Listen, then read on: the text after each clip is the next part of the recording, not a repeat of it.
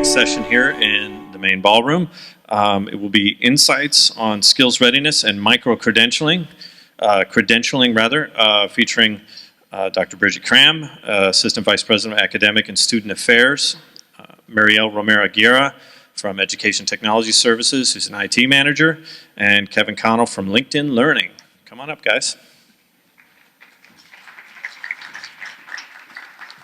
Thank you.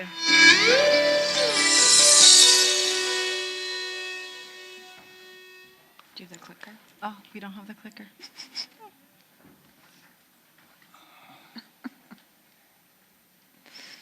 Yes. I don't have it. Good morning, everyone. And so we've been enjoying today kind of hearing some of the new technologies that we're seeing at the university.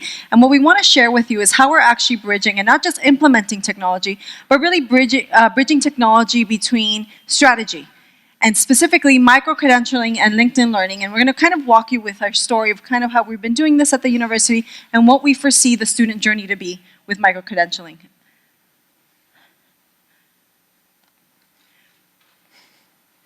So when we think about the future of work here at FIU, what we're thinking of is a lot of what the provost mentioned this morning. So we're seeing the increasing need for students to understand artificial intelligence, and we also know that along with that, increases in emotional intelligence are also very, very important.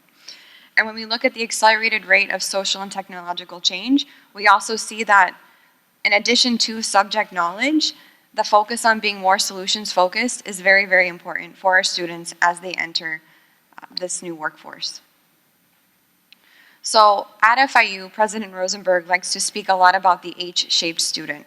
So on the first vertical, we have the student's major or certificate program. So all of that really important subject knowledge that they have to know to be successful in their chosen field. Horizontally, we have the soft skills, as we like to call them. So critical thinking, teamwork, communication, all of those things that are really, really important, that no matter what your major, you have to be able to demonstrate to be successful. And then on the next vertical, we have what we call hard skills. So those are things like data analysis, coding, all of those extra things that are going to set our students apart when they enter the workforce. So here at FIU, when we think about the future of work and preparing our students, we're really making sure that we're focused on helping students become this H-shaped student. And now Kevin's going to talk a little bit about LinkedIn Learning and how those insights can help us drive things like we're doing, like micro-credentialing. Thanks, Bridgette. Great to be here. Great to see everyone. LinkedIn's been a long-term partner of FIU's. We're very excited to be working with FIU. And some of the things that Bridgette's leading and Mariel are leading on campus are pretty innovative from the partners we work with. Just as context, we work with over 24 schools in Florida. We have about 300,000 seats purchased across the state. So we're pretty ubiquitous across the state. And I have pretty deep insight into what the other universities are doing. I can tell you that this is pretty cutting edge from what I've seen. So to talk a little bit about how LinkedIn kind of wraps around this strategy for micro-credentialing. LinkedIn, as a platform you're probably familiar with, I'm sure many of you have LinkedIn profiles. Show of hands if you have an active LinkedIn profile. Okay, do me a favor, keep that hand up if you've updated or been on LinkedIn in the past 6 months. All right, that's amazing. I usually don't get that response. So you guys are a great crew. But what does LinkedIn offer? It's really, at the end of the day, we're not trying to replace what's happening here at FIU with micro-credentialing. We're trying to augment it and really bridge the classroom to the workforce, right? So that workforce articulation idea.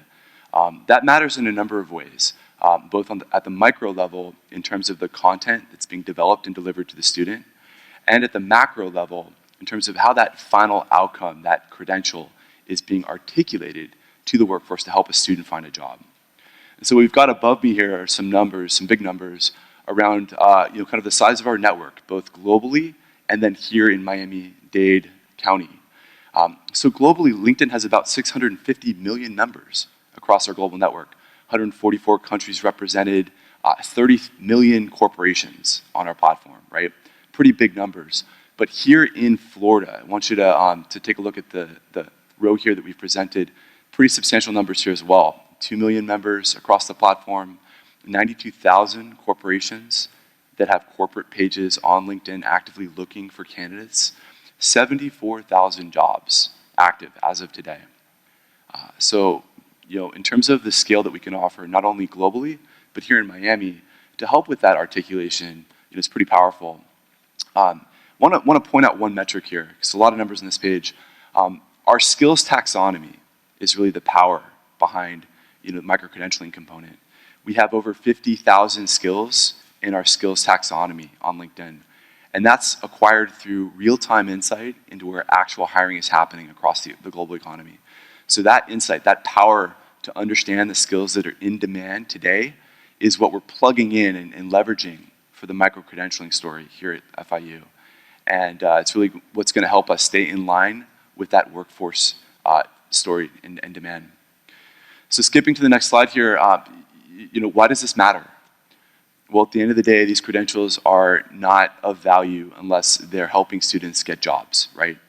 And this graph here is pretty busy, but it articulates the value of having a comprehensive LinkedIn profile versus not having a comprehensive profile.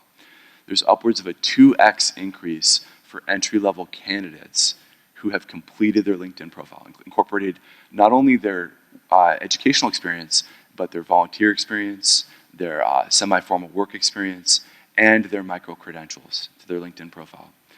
So this helps kind of bring it home to emphasize the value to those students as they work towards graduation and look to get that employment. So with that, we'll move on to the next. So when we think about micro-credentialing and why does it matter? So there's two main reasons: to close both the skills gap and the skills awareness gap. So the skills gap, we can close that by identifying those skills that really matter, making sure that we integrate them into the curriculum, and ensuring that students and the learners that we serve from our community understand that those skills make a difference and can help them get a job.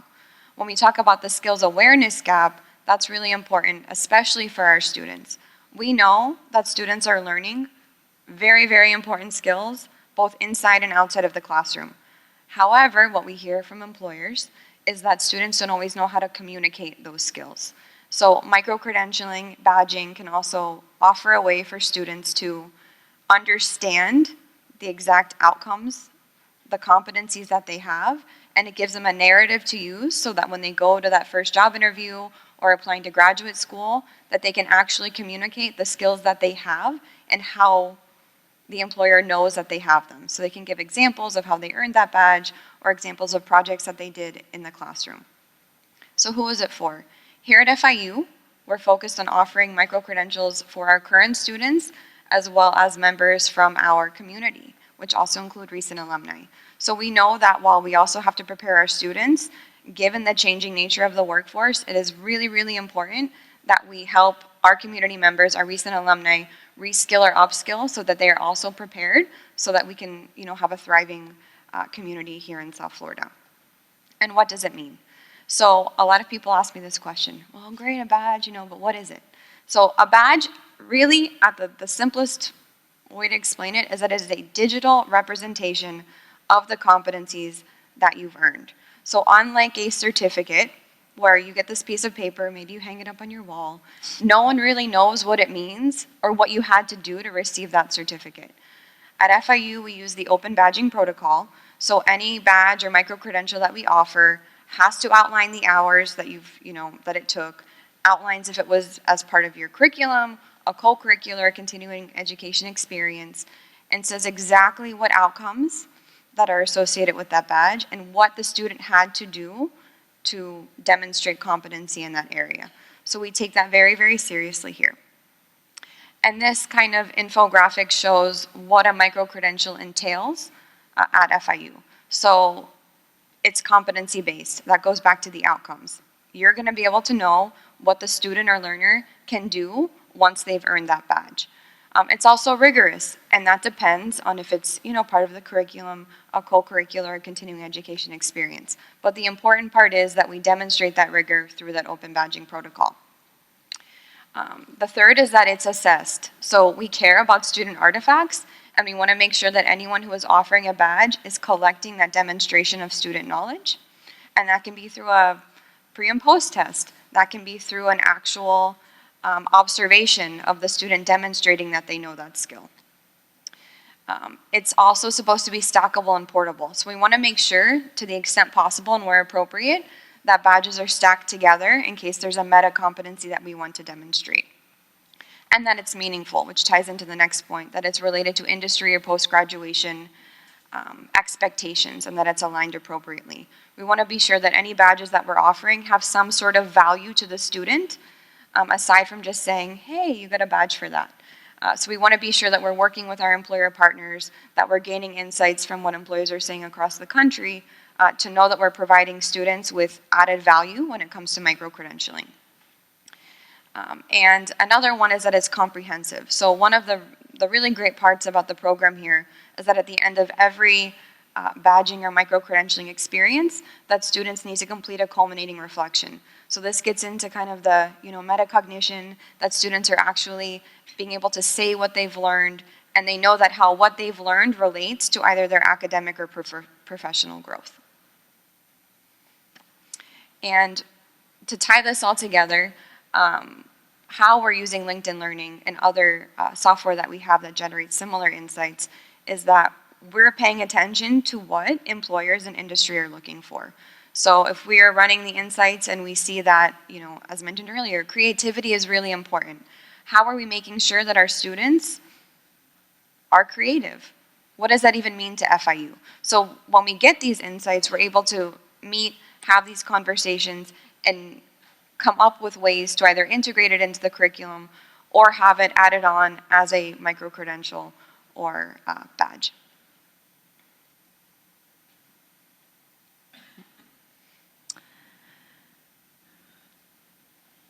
If I can go back one more. I just wanted to give Kevin an opportunity to see if you wanted to talk more about the data insights, because I don't know, and I know this is intentionally hard to read because we don't want to commit to the data that's there. No, I'm just kidding. But really, it's just to give you an idea of the type of data that we can now get and work strategically to implement into badging. That it's not just about something that is mentioned or reported, but actually it's also changing. Because as we know, and how technology and the needs for knowledge of technology is changing, it's impacting different industries, and we need to be able to adjust. So although we can't adjust curriculum overnight, where we're seeing is that we can do it within badging, we can do it with augmenting our coursework, et cetera. So Kevin, I don't know if you wanted to take a couple minutes to talk a little bit about the data that we get with LinkedIn? Yeah, great. So what we're seeing in front of us here is a new tool that we've developed called our Skills Matching Index, called SMI for short. And what you're seeing is specific skills gaps for business graduates from the class of 2017 for 3 specific industries that are in demand in Florida.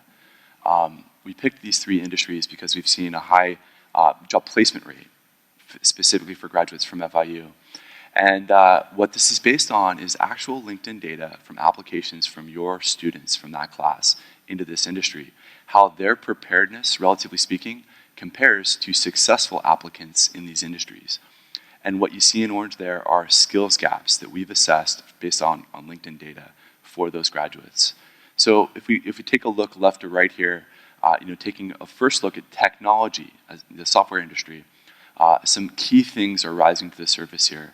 Strategic partnerships, communication, business process improvement are 3 skills gaps for candidates from FIU, from that class, who applied for jobs in this industry. That's a starting point as a practitioner for where you might be able to go deeper for your computer science program to augment the training that's happening in your formal curriculum with curriculum from LinkedIn Learning and help those students be better prepared for communication skills, right, is the goal at the end of the day. And so this real-time insight's available as part of our partnership. It's something we're working really hard to make more practical, more actionable for you, so that this isn't just numbers and theory. It's actual evidence that we can leverage to make your jobs easier. Thank you, Kevin. And so for the student journey that we envision at the university, it's a journey really from orientation to post-graduation, and as Bridgette was mentioning. And so what we envision is from the start, they start developing a professional online presence. Now, there's not sometimes much to develop, right? I'm a new student, I may not have experiences, but they could start even kind of cultivating what the role model that they envision in LinkedIn, what do they have? What skills do they have, just out of curiosity? And then again, there's other ways that we can strategically inform our students of making those choices. The next thing is to integrate it to the course content. That's something faculty can do today. They have access to LinkedIn Learning. They can see what's relevant to their industry that they're teaching, and they don't have to make it part of the coursework, but they can make it relevant and suggesting, helping their students kind of understand what's the pathway to the career in the technology field or in finance, and what do they need. So do they need to understand data even though they're in communications? You know, having that flexibility is something that can be done by LinkedIn. The other thing that we also see it is continuing the partnership between the Division of IT and micro-credentialing at the university and the technology, right? So making sure that we're working and implementing badging with LinkedIn Learning as well as supplemental material if needed. And the other way we also see it is that they can learn career-ready skills on their own. So one of the benefits of the transition from, which we forgot to mention, we recently transitioned to LinkedIn Learning over the summer. And one of the benefits is that the students can self-dictate what industry they're interested in, even if they may not be sure if they're curious about marketing. And then it will actually, based on the data, make recommendations so that they know, okay, well, someone in my field should also know analytics, like I mentioned. And so they themselves feel like they have a hand on preparing themselves for their careers. And then also building their network. You know, as they're working towards their degrees and they're working on badging, they also can start connecting with people locally or across the nation that has similar interests. And that's going to be a big advantage for them, as we showed earlier today. And then the last thing is to launching their career. We know that this is a multifaceted step. We know that this is something that is very important to our university and more so to our students. So we're going to make sure that the strategies that we do implement the technology and make sure that we can help them really launch their career here. So what's next for us collectively? I kind of made a little summary. And these are things that we're currently working on and we'll always continue to really strive for. And one thing is that to strategize. So I mentioned this once and I'll mention this 1,000 times if you ask me, but it's not just about slapping a technology, and most of you already know that, right? We're not just going to put a technology and hope that it works. We really want to be strategic and intentional with the things that we're doing here. And so that's what we're going to continue working as partners here. The other thing is also to communicate. We want to make sure that our students or faculty are aware that they have LinkedIn Learning today, being part of the university, that there's nothing else that they have to wait on but just to log in with their username and password, and start seeing even yourself as a professional, even as yourself as a faculty member. If you want to upskill yourself, if a student wants to, that's something they can do today. So we want to continue that communication between, you know, all our users. And then to expand, you know, making sure that more students are adopting the technology that we're offering, right? More students are using micro-credentialing, more students are using LinkedIn Learning. So that's kind of our vision, and I think we're pretty good to open it for questions. We have a couple minutes. Have any?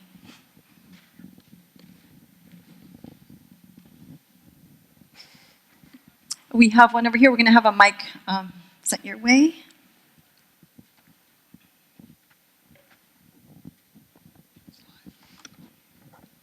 Hi, good morning. Good morning. I was interested in the tech industries section where you had strategic partnerships as one of the top skill gap.